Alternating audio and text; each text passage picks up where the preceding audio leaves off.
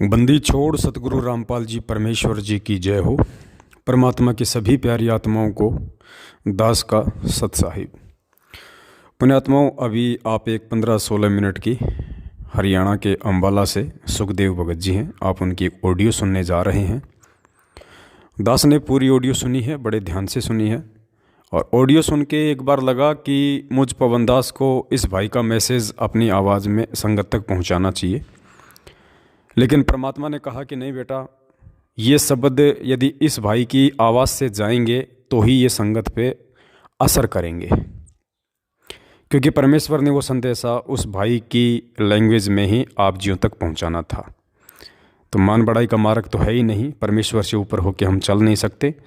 तो प्रार्थना दास ये करेगा कि आप जी इस ऑडियो को ध्यान से ज़रूर सुने, एक एक शब्द को सुनने का प्रयास करें। शायद किसी भाई को अच्छी लगे और अपने जीवन में उतार ले, तो मालिक की बहुत बड़ी मेहर हो सकती है। सत साहिब, जय हो बंदी छोड़ के। सतगुरुदेव की जय। बंदी छोड़ सतगुरु रामपाल जी भगवान की जय। मैं सुखबीर दास, परमेश्वर का चेरा नौकर कुत्ता, परमात्मा की प्रेरणा से भगत समाज को एक संदेश देना चाह रहा हूँ, और भगत समाज को ये संदेश परमात्मा का मानना ना मानना उस भगत के विवेक पर निर्भर करता है कि उसने किस स्तर का ज्ञान समझा है। क्योंकि जीव जो है गलतियों से ही सीखता है।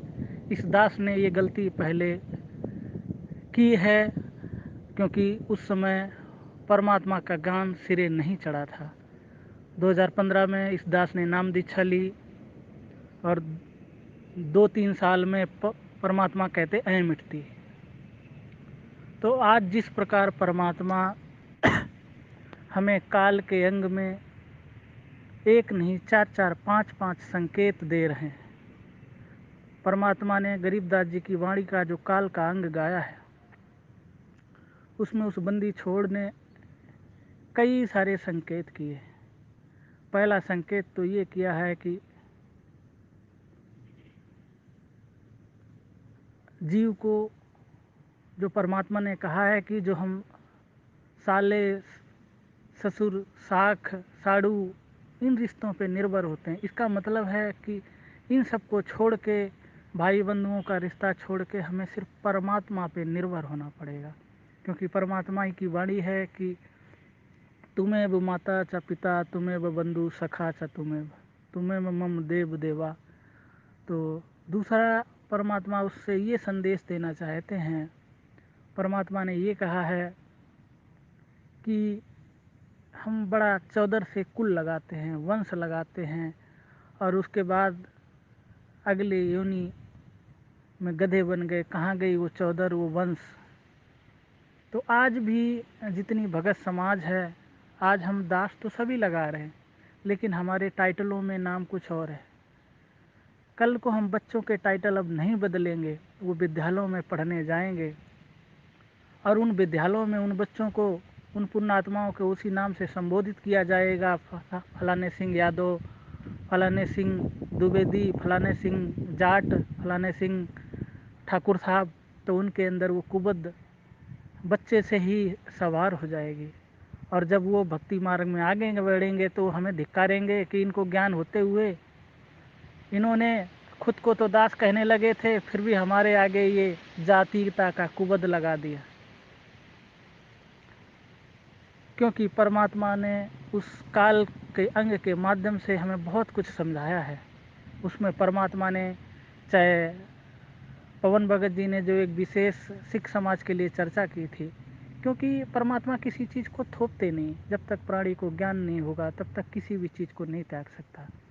वो शुरुआती दौर होता है जब पुण्यात्मा परमात्मा के ज्ञान के लिए जाती। उस समय परमात्मा यदि ऐसा कोई विधान लागू करते हैं एक विशेष धर्म पे, तो वो प्राणी उस चीज़ को नहीं स्वीकार करेगा, परमात्मा से नाम दीक्षा नहीं लेगा, क्योंकि उस समय वो अज्ञानी है, ज्ञानी नहीं है। उस समय उसको नहीं त्याग सकता। इसलिए परमात्मा ऐसी चीज़ों के लिए नहीं प्रेस करते, नहीं नियम में फॉलो कराते हैं। दूसरी चीज़ होती कि उसको देख के दूसरा सिख भाई भी उस परमात्मा के ज्ञान की तरफ बढ़ेगा। लेकिन अब वो समय नहीं रहा। अब वो पुण्यात्मा ज्ञान की सीढ़ी में आ गए, ये संधि काल में आ गए। अब उनको वो स्पेशली जो पगड़ी रूपी, जो मान रूपी, क्योंकि आज भी पगड़ी हम देखते हैं, नेताओं को पगड़ी पहनाई जा रही हैं, बड़े बड़े घरानों में, राज घरानों में पगड़ी पहनाई जाती है, शादियों में वो पगड़ी बांधते हैं, वो अभिमान का प्रतीक है। और उस अभिमान को, प्रतीक को, एक भगत को हटाना पड़ेगा। तो उसी के साथ दास का ये जो जातिकता का कुबद है, अब हम भगत समाज के घर में जितने बच्चे जन्म लें, हम उसको फॉलो करें, हम उसको हटाएं। दूसरा, परमात्मा की प्रेरणा से जो काल प्रेरणा वर्ड चल रहा है, काल प्रेरणा, परमात्मा ने कहा है कि जब तक ये प्राणी 21 ब्रह्मांडों को पार करके सतलोक में नहीं प्रवेश करता, तब तक आप काल व्यवस्था में हो। हर प्राणी काल व्यवस्था में हो। तो परमात्मा के ज्ञान के विरुद्ध कुछ भी कार्य करता है, वो काल प्रेरणा ही है। क्यों? परमात्मा कहते काल प्रकट नहीं होता। परमात्मा ने अपनी वाणी में कहा कि काल प्रकट नहीं होता। यदि किसी को अहंकार हो गया तो वो अहंकार रूप में काल प्रकट हो गया, अहंकार काल बन गया। जिस प्रकार परमात्मा कहते हैं कि दो भाइयों के बीच झगड़ा हो गया तो वो झगड़ा काल बन गया। तो इन वर्डों से कुछ पुण्यात्माओं को ठेस लग रही, ये ठेस वाले वर्ड नहीं हैं, क्योंकि ये परमात्मा के विधान के वर्ड हैं। क्योंकि हम उसी व्यवस्था में हैं और उस परमात्मा के विधान का ही ये एक अंग है। काल प्रेरणा ही होती है। यदि हम परमात्मा के, दूसरी चीज कि जो आज साध संगति में लाखों की संख्या में भगत हैं, और इस साध संगति में कुछ संकल्प नाम दीक्षा, कुछ बरवाला कांड के बाद नाम दीक्षा वाले भगत भी हैं, जिनको 1 साल 2 साल 6 महीने। तो परमात्मा कहते धीरे धीरे रे बना धीरे सब हो, माली सींचे मूल को आए पड़े फल हो। तो ये भक्ति मार्ग है। ये परमात्मा का ज्ञान एक दिन में सिरे नहीं चढ़ सकता। एक दिन में आप ज्ञानी नहीं बन सकते।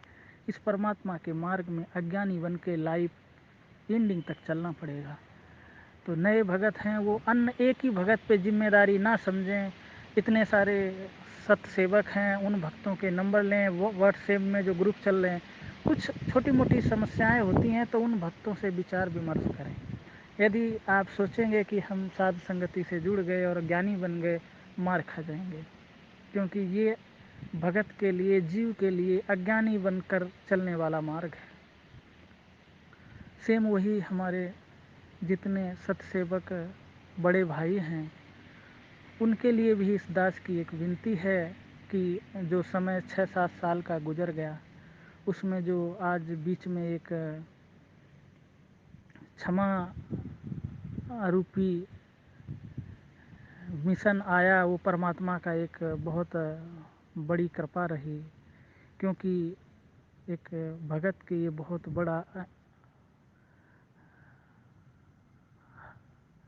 भगत के लिए बहुत बड़ा साधुता का रोल है क्षमा मांगना। तो इसके साथ हम वो परमात्मा के वो हर रूप को धारण करने वाले करेंगे, जो परमात्मा ने हमें ज्ञान दिया है, जो परमात्मा ने हमें राजा इनका वशिष्ठ जी और राम के गुरु विश्वामित्र जी का उदाहरण दिया। वशिष्ठ जी विश्वामित्र को ब्रह्म ऋषि बोलते थे। इस तृष्णा से उन्होंने उनके 100 पुत्रों की हत्या कर दी। एक दिन जब वो पेड़ के नीचे बच्चों को पढ़ा रहे थे, तो उन बच्चों ने कहा कि हे गुरुवर, वो क्या नाम, वशिष्ठ जी से शिष्यों ने कहा कि वो वशिष्ठ जी कितना निकम्मा इंसान है जिसने हमारे 100 भाइयों की हत्या कर दी। उसी समय वशिष्ठ जी बोले, नहीं बेटा, वो बहुत अच्छा आदमी है, और उसके अंदर एक क्रोध है, क्रोध यदि खत्म हो जाए तो वो बहुत अच्छी पुण्य आत्मा है। तो वशिष्ठ जी को मारने के लिए उसी पेड़ पे वो बैठे हुए थे विश्वामित्र जी। जब विश्वामित्र ने ये वचन सुने, विश्वामित्र उसी समय डाली पकड़ के नीचे कूद गए और कहा, हे ऋषि जी माफ़ कीजिए। तो उसी समय वशिष्ठ जी ने कहा कि विश्वामित्र, आज से आप ब्रह्म ऋषि हो गए, आओ ऋषि जी बैठो। उस समय वशिष्ठ जी ने ये नहीं कहा कि आप मुझे मारने आए थे, आपके क्या भाव थे, आपने इतनी बड़ी गलतियाँ क्यों की।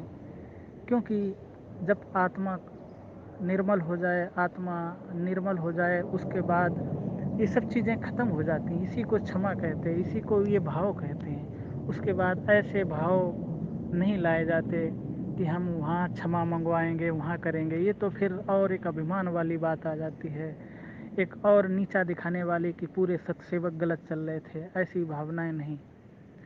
ये निष्कर्ष है कि जिस समय प्राणी क्षमा यदि मांग रहा है तो मांगने वाला भी उसी समय उसको माफ़ कर दे तो वो क्षमा है।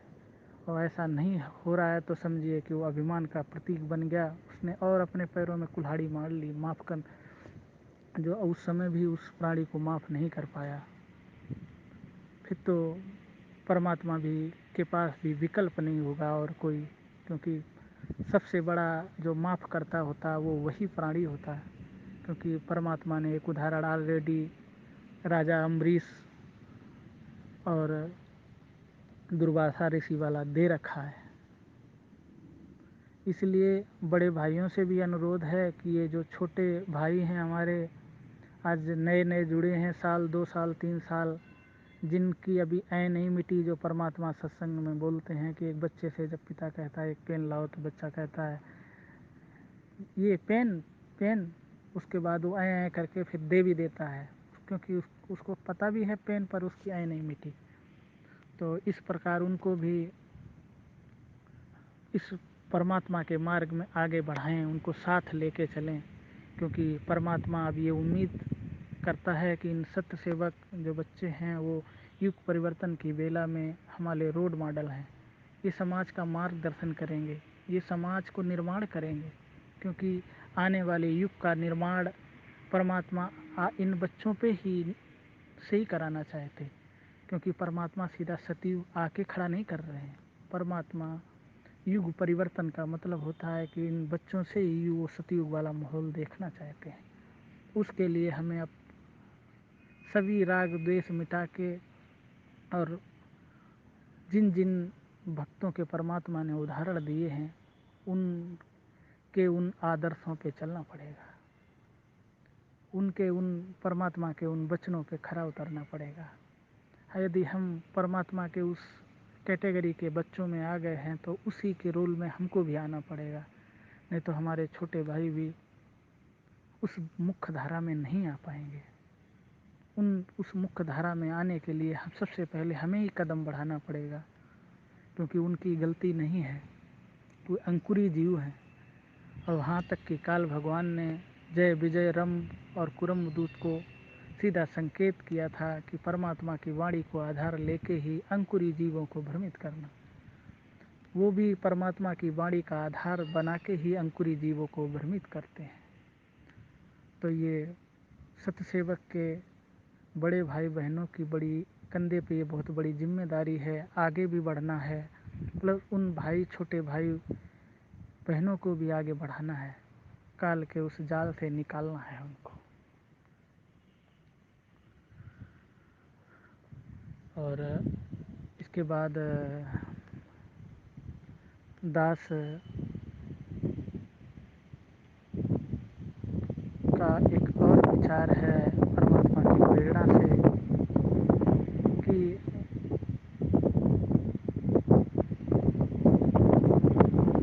जो आज पिछली पीढ़ी का समय खड़ा हुआ है, विनाश काल की स्थिति खड़ी हुई है, तो कुछ भगत आत्माएं कहते हैं कि डरावनी स्थिति।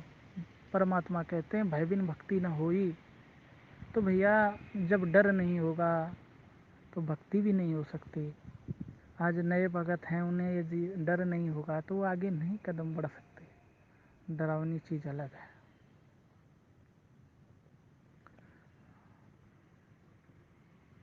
सत साहेब पुण्यात्माओं, बंदी छोड़ की जय दास अपनी वाणी को विराम देता है।